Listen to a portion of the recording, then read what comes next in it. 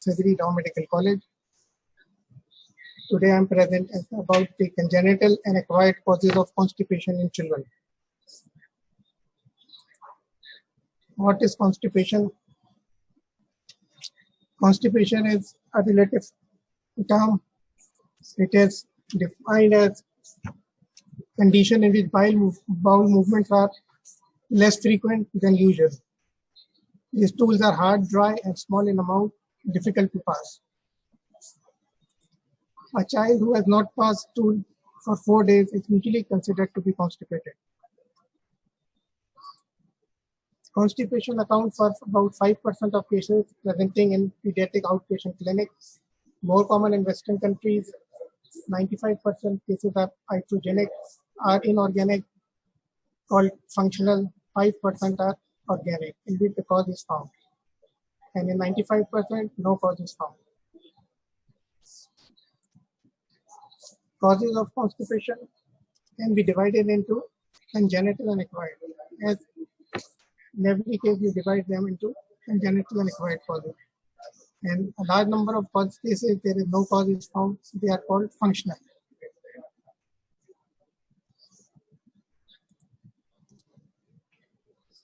Congenital causes include Hirschsprung's disease, anorectal developmental anomalies, certain developmental anomalies present with constipation if they are not seen early after birth. For example, anal stenosis, ectopic anus, and imperforate anus with fistula, such as rectovestibular, rectovaginal, and rectocutaneous. In these cases with fistula, the child is passing stool from abnormal opening, and this abnormal opening is usually small in size, and when the stool become hard, as the child grows, they present with constipation if it is not detected early by the mother or attending physician. Certain neurological causes can also cause, like mental retardation, cerebral palsy, spina bifida, and Down syndrome. As you all know, that defecation is a process with controlled by higher centers, and it is a reflex mechanism controlled by higher centers. And these diseases lead to improper development.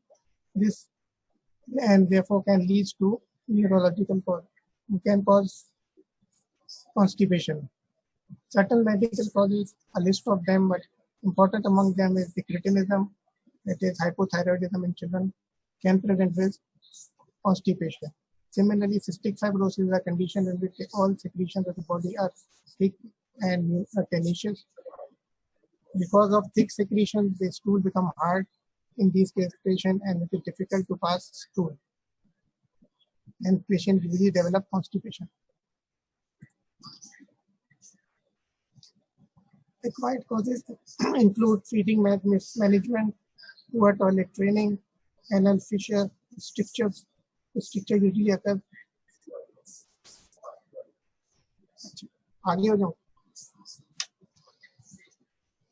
Acquired causes include feeding mismanagement, poor toilet training, anal fissure, strictures. Strictures are usually post-operative. Heavy metal poisoning like lead poisoning, certain medication side effects can cause constipation such as vitamin D intoxication and calcium channel blockage, can lead to constipation. Functional causes are those in which there is no definite cause. Most of the patients presenting in outpatient clinic, 95% are functional. They do not have any definite cause. These are usually psychological causes such as toilet phobia, school bathroom avoidance, sexual abuse, or depression. What are the effects of constipation? Constipation can lead to abdominal pain. These are the complications that are abdominal pain, colicky abdominal pain, usually occurs in the hypogastrium. If this abdominal pain is the most common cause of constipation, most common cause of abdominal pain in Western countries, where constipation is more common. In our countries, it is the second most common cause of abdominal pain in children.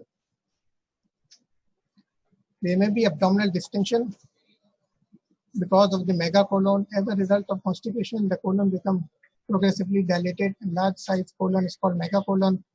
This leads to abdominal distension. Fecal infection.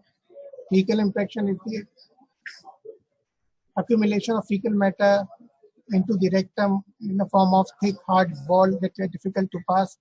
This become impacted with the anal canal. This is called fecal infection. It may also occur because of constipation.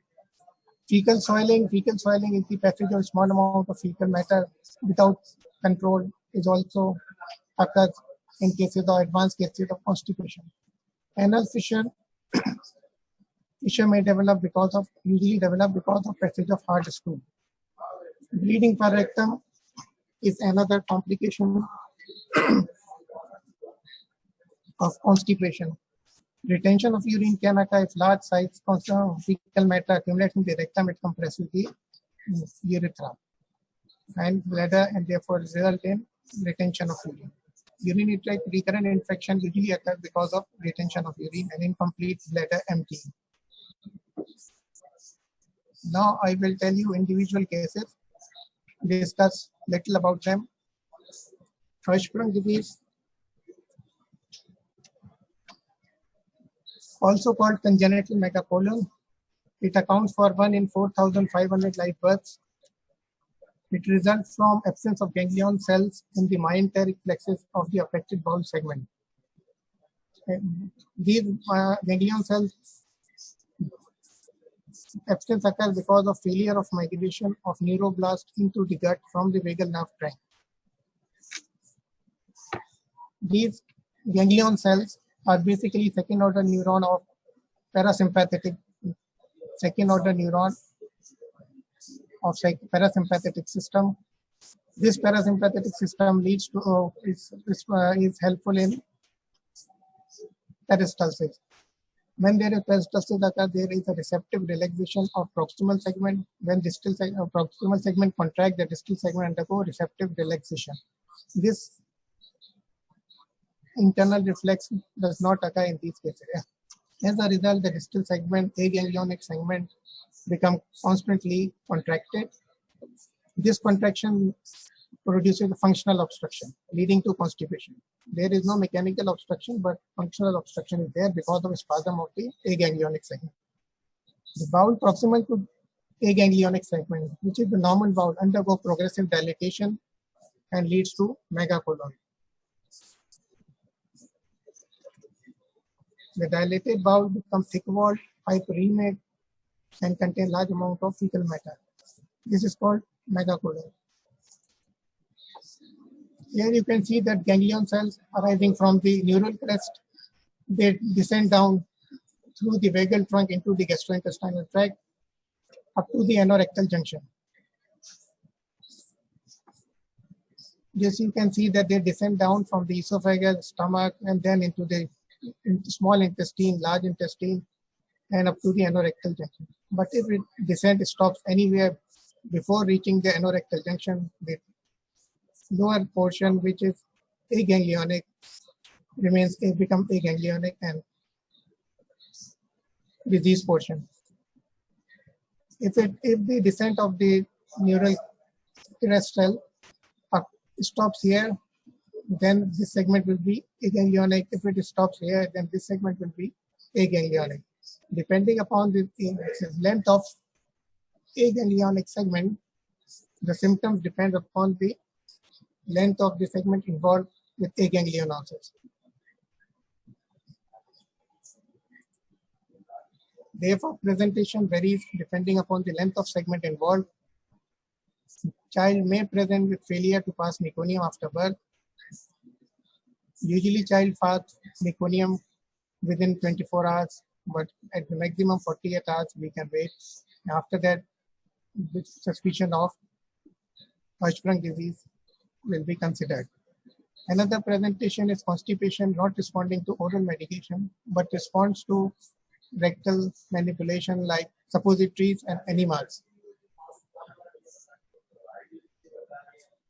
They may present with chronic constipation and failure to thrive.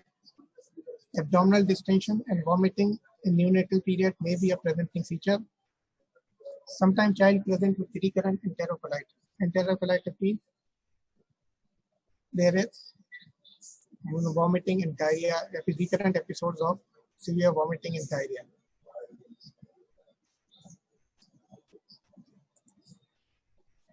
When we examine a child with Hirschsprung disease, on examination, you can see that failure to thrive means that the child weight is less as compared to its age group. He looks smaller in size as well as weight is reduced as compared to their age groups. Abdominal distension may be present because of megacolon. Rectal examination, you will find rectum grips the examining finger because of the contracted segment is slightly tighter, feels that than normal rectum. And when we take out this finger, a gush of fecal matter and flatus will be passed. This occurs because when we pass the finger, the contracted segment becomes dilated, and the amount of the stool present proximal to it under pressure will pass down in the form of gush. Investigation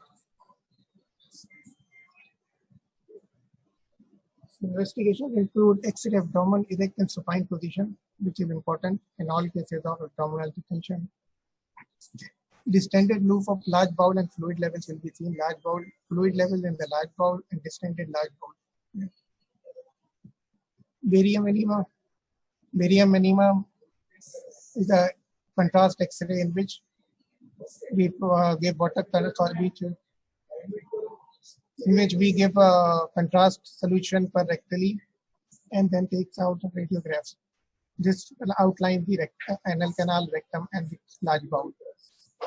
Lateral film important in cases of Hirschsprung disease suspicion. Water soluble contrast should be used. Lateral film shows dilated normal colon, the contracted aganglionic segment, and transitional zone, which is between the dilated and contracted segment. It is a cone-like segment. After 24 hours, late film will be taken to determine how much barium has been passed. In most of the cases, in cases of Hirschsprung disease, late film after 24 hours shows significant reduction and no significant amount of barium within the rectum.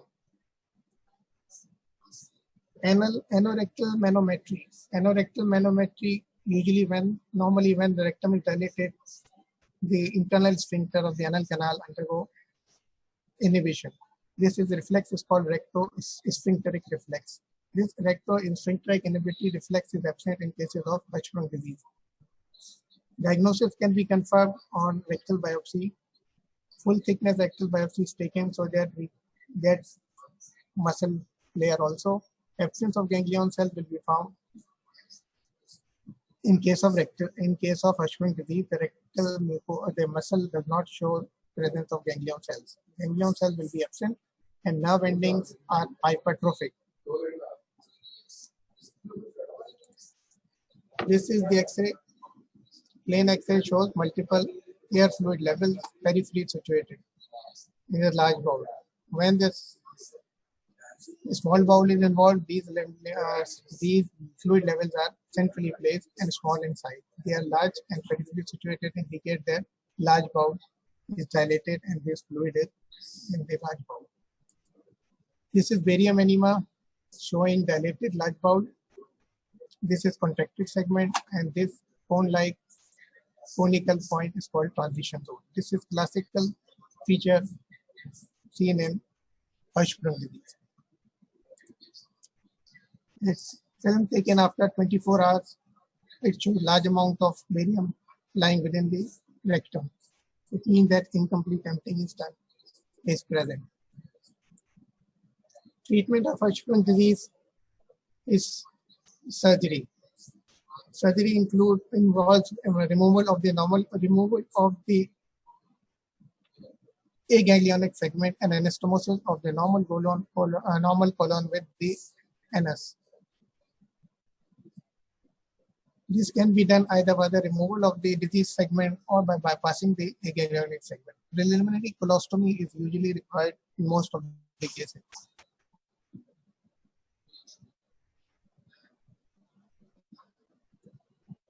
Anorectal anomaly. Congenital anorectal anomalies like anal stenosis In this case, the anus is normally situated, but the size is very small, pinpoint or very small.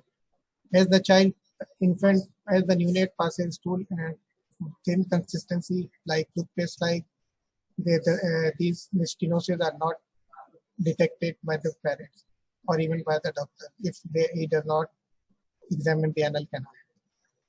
Certain cases of imperforate anus with fistulas like rectovestibular fistula, rectovaginal fistula, rectocutaneous fistula, and anocutaneous fistula. These are the conditions in which the anal canal is blocked, is not open to the exterior, but there is abnormal communication between the rectum to the vestibule of vagina or in the skin, perianal skin.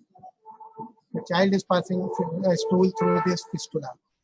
Later, when the stool become hardened and the child grows, stool hardened, they are present with constipation. Therefore, clinical examination is very important. Of anal canal is very important. Treatment of all these cases are surgery depending upon the type of the cases. This you can see imperforate anus with rectovestibular fistula. Here is the anal vaginal orifice and stool is coming out behind the vaginal orifice into the vestibule. This is another case. This is fistula. This is a vaginal opening. This is urethral opening. The anus is not perforated. The anal canal is not perforated in both these cases.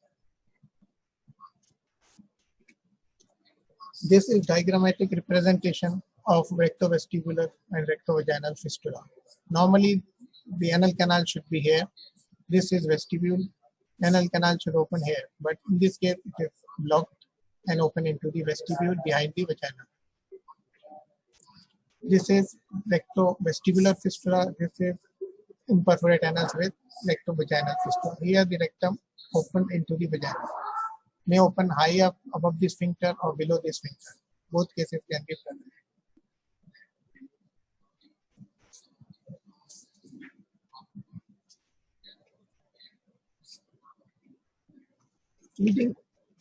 Feeding mismanagements include child on low residue diet, child taking only on milk for older age, or only taking juices.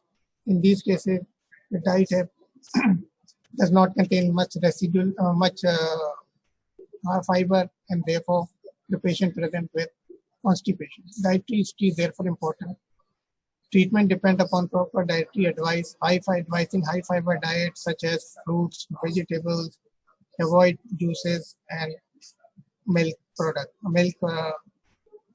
to increase the intake of solid diet. Toilet training is also important. Poor toilet training in infancy may lead to constipation and megacolon. This can, on examination, in these cases, you will find abdominal mass called fecaloma. Rectal examination, the anus is petulous, and a perianal soiling will be there, and fecaloma may be palpated on rectal examination. Fecaloma is the insufficient fecal matter. Treatment, same, high fiber diet, regular bowel enemas, bowel emptying by enemas and suppositories, and the use of toilet training, proper toilet training.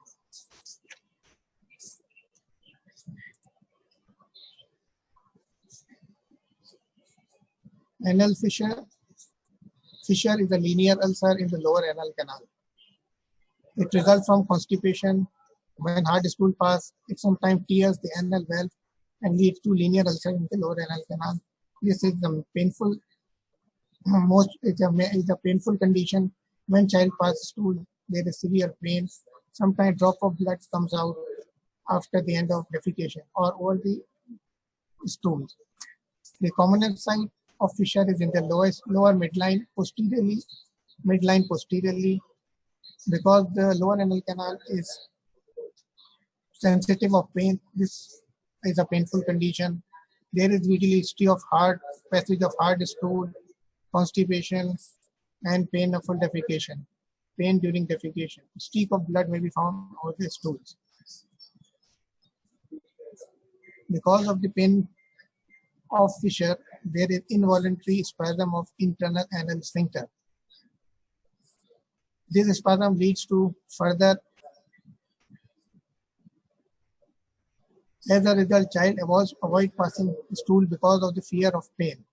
This leads to further aggravate constipation, and the vicious cycle is developed. Spasm of the sphincter, voluntary avoidance of the stool passage by the child. This leads to further hardening of the fecal matter, and when stool is passed, it is very painful. And on examination, you will find that they have anal spasm, result in anal puckering. The anal canal looks like puckered because of spasm of the anal sphincter. When you gently separate the anal canal with fingers, you will find a linear ulcer. The lower end of the ulcer will be seen. Sometimes skin tag called sentinel pile is present near the ulcer. Once you find this anal fissure, do not perform digital rectal examination because it is a painful condition. If you put the finger in, it will cause severe pain to the patient.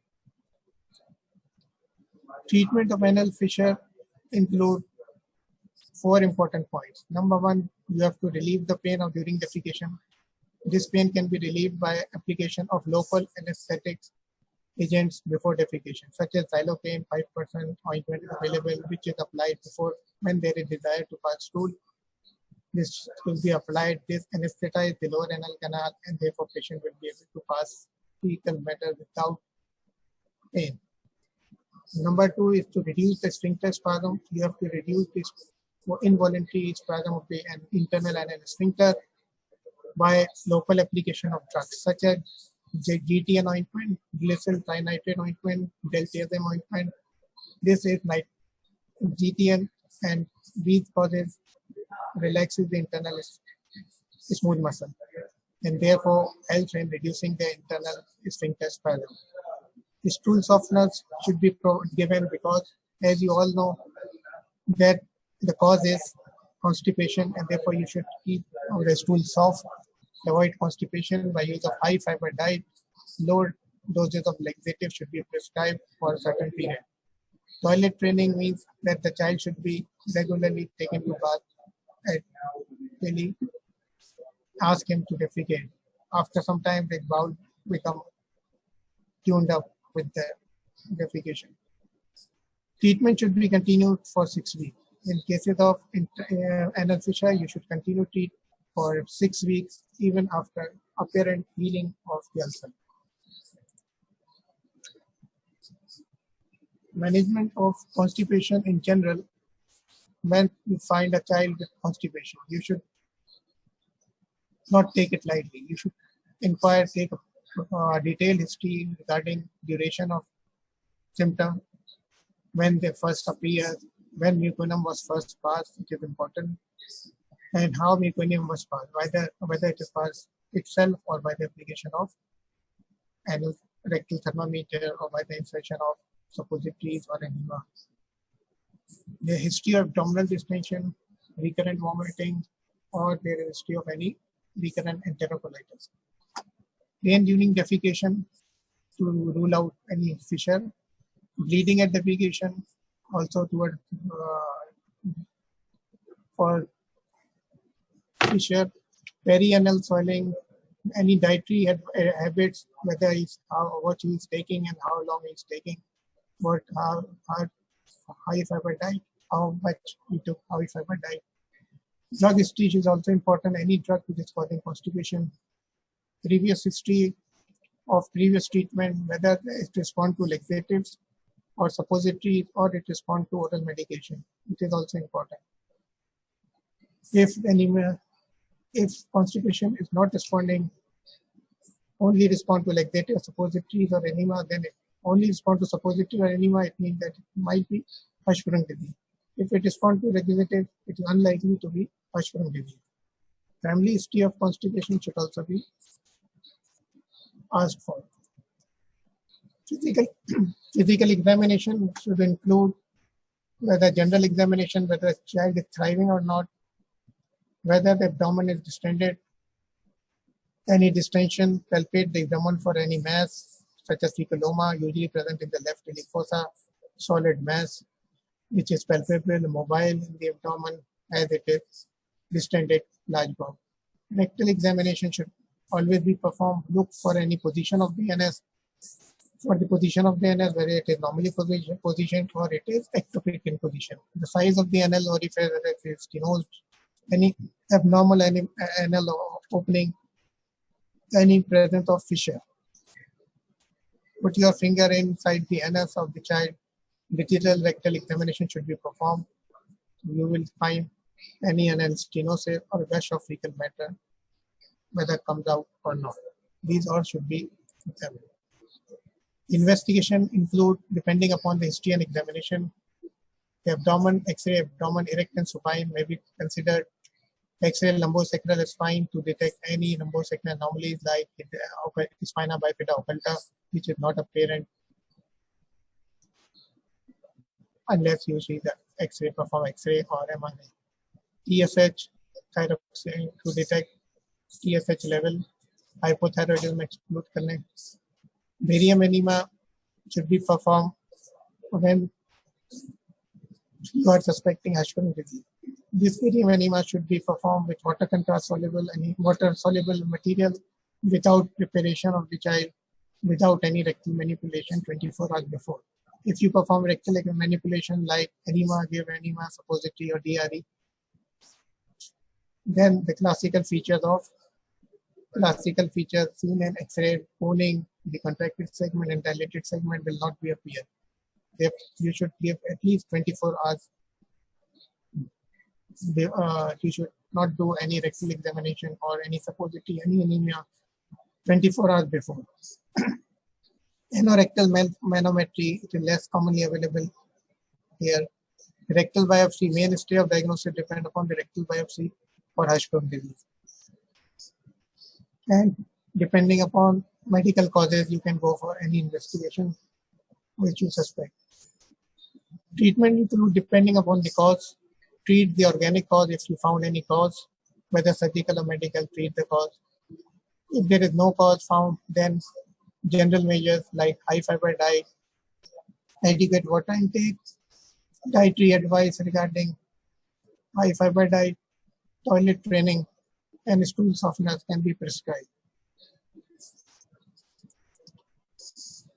Thank you. Questions? Hello?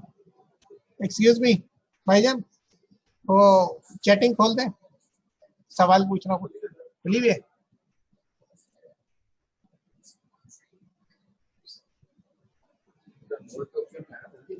और में जाऊं? अच्छा.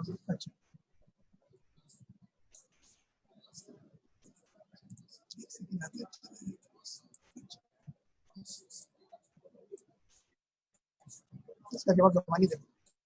यहाँ पर सवाल आएगा. Mic खोल, जवाब किसी भी दे दो. माइक खुलवाना स्टूडेंट खुद ही आ जाए.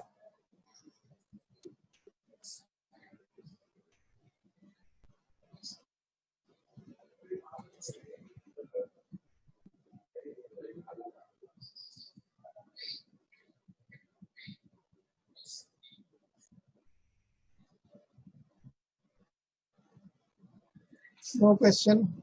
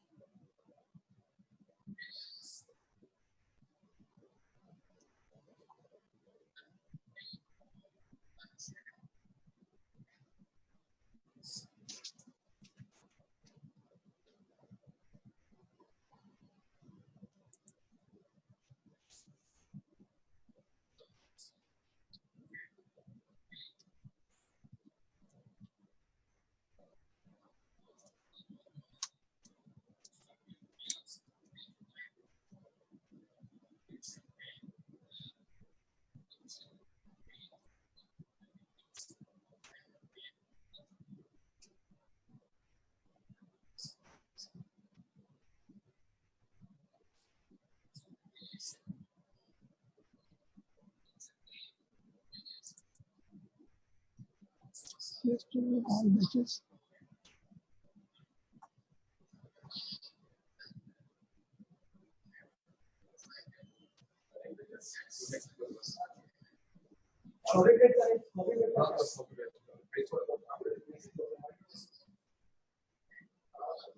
No question.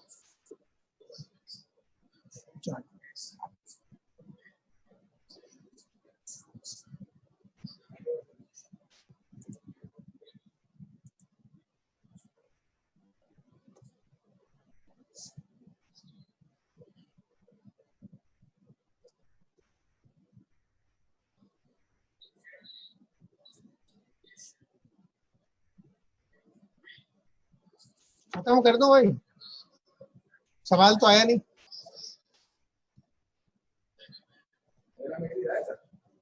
ये जो आया है, हाँ, ये फीडबैक देने के लिए है ना, यही है ना? क्या करें तो सवाल तो यही आएगा ना सवाल। नहीं, ये तो मैंने भेजा मैसेज ताकि ना आपको पता चले चैटिंग आ रही। हाँ, तो कोई आएगा तो अब बोले बस समय ओके वापस करेंगे तो एंड कर। ओके, अल्लाह हाफिज।